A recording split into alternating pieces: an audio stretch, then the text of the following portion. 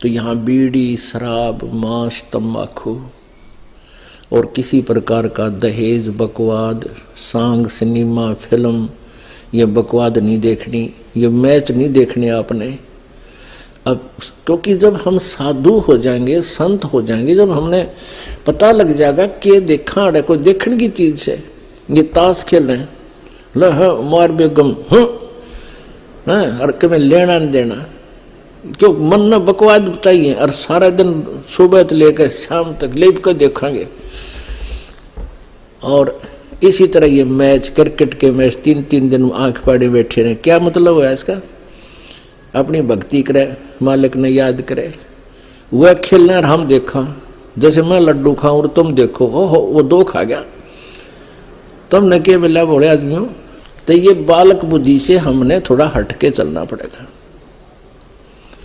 वह तो अपने पैसे कमाओ, करोड़पति हो गए हैं, अरे ये भोली आत्मा उड़ बैठे बेमतलब टीवियां पर बैठे रहे, काम भी छोड़ दे।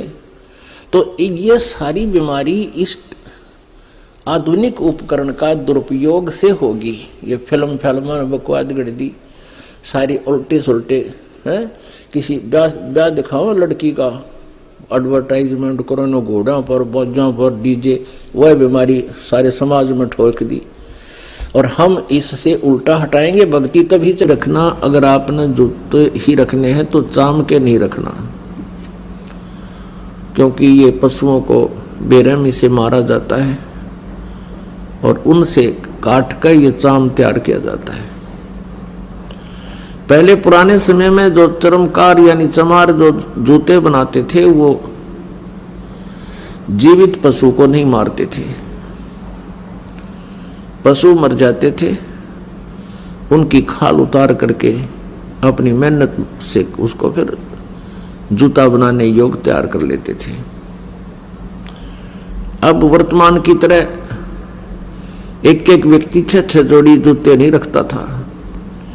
एक जूता जोड़ी, वह भी कति टूट ले, लित्र बन ले, उसके फिर थेगड़ी लवाए जाते थे और पहनते रहते थे।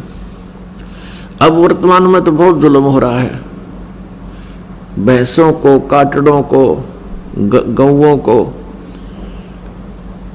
बढ़िया चाम बनाने के लिए एक ऐसा केमिकल प्रयोग करते हैं, जीवित को भूखा रखते हैं, प्यासा रखते हैं, ताकि वो मांस समाप्त होकर के और चाम में समा जावे।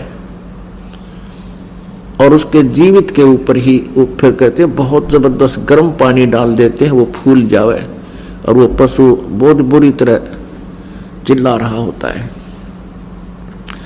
फिर उनको काट दिया जाता गर्दन से और फिर वो बढ़िया जूते बनाए जाते हैं। तो पुण्यात्मा, जिस दिन से इस दास को ये ज्ञान हुआ है, चाम के जूते, चाम की बेल्ट उसी दिन से त्याग दी थी।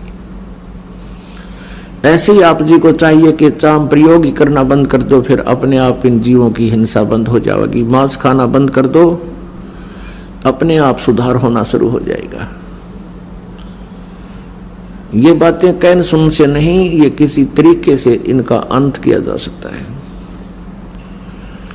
आजकल और अन्य बहुत अच्छे ट्रैक्शन वगैरह के जूते आते हैं, उनको पहन लीजिए।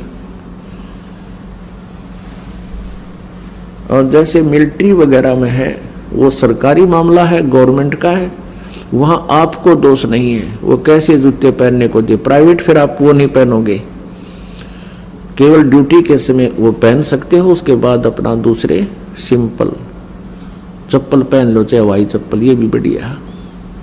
हमने अपने पापों के जो सोर्स हैं उनको खत्म करना है और जो पुण्य के सोर्स हैं उनको बढ़ाना है।